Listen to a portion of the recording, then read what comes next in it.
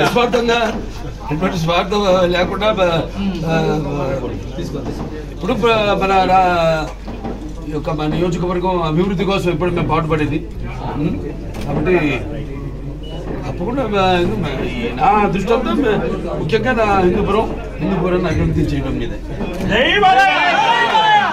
పార్టీకి ఎప్పుడు ఎటువంటి సేవలు ఉన్నా అవసరం ఉన్నా నేను వాళ్ళకి అందుబాటులో ఉంటాను. ఒక ఈ హిందూపురాన్ని కాదు, ఆ రకంగా నా సేవలు పార్టీ బలపరచడానికి అయితేనేమి ఆ విషయంలో ఎక్కడ అవసరమైతే ఎందుకు రాష్ట్రమంతా ఉంటాయి. ఎందుకు లేడని సందేహం వలతో ఎందుకు వెతికినా పద్మభూషణ్ బాలయ్య గారికి మనకి ఫైన్ ఆర్ట్స్, సో దానికి సంబంధించి నటుడిగా ఇచ్చారు. సరే నటుడిగా నాకు ఇంకా సంతృప్తి నేను చెందలేదు, ఇంకా ఎంతో ఉంది. నేను అన్నాను చాలా మంది ఏదో పక్కదారి పట్టినప్పుడు ఏదో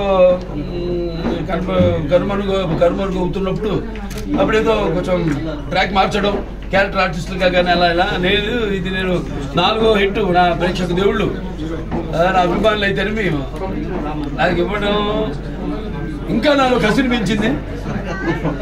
అంతే అంటున్నాను, అందుకే అన్నాను నా 2 innings ఇక్కడ మొదలైందని. థ్యాంక్స్. నేను నటించిన రకరకాల పాత్రలు అది మరి ప్రజలే దానికి ఆమోదం వేశారు. ప్రతి పాత్ర ఒక నాకు ఛాలెంజ్గా ఉండేది, నాకు ఎవరు ఛాలెంజ్ కాదు, నా పాత్రే నాకు ప్రతి పాత్ర ఛాలెంజ్. నాకు ఆ ఛాలెంజ్లో నాకు నేనే అందుకే అంటాను, ఏంటి వీటికి అంతా తెలుసా అనుకుంటారు కొంతమంది నన్ను చూసి. నాకంటే తెలుసుకునేంత గొప్ప విద్య ఇంక వేరేది లేదని నేను అంటాను. అంటే నా గురించి నేనే తెలుసుకుంటున్నాను.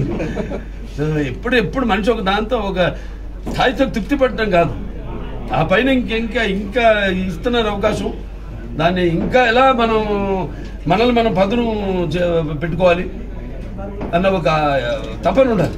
ఆ తపనే నన్ను నడిపిస్తుంది. అదే పుణ్య దంపతులు అమ్మగారు నాన్నగారు ఆశీస్సులు, ఆ కళమ్మ తల్లి ఆశీస్సులు, ప్రేక్షక దేవుల ప్రోత్సాహం. తప్పకుండా అండి, వస్తుంది కూడా. అదే అందరి కోరిక, మా అందరి కోరిక. అప్పటిదాకా అది వచ్చేదాకా కూడా నాకు ఈ పద్మభూషణలు ఇవన్నీ నేను అంటాను కదా, ఇప్పుడు పదవులకు నేను అలంకారం కానీ పదవులు నాకు అలంకారం కాదండి.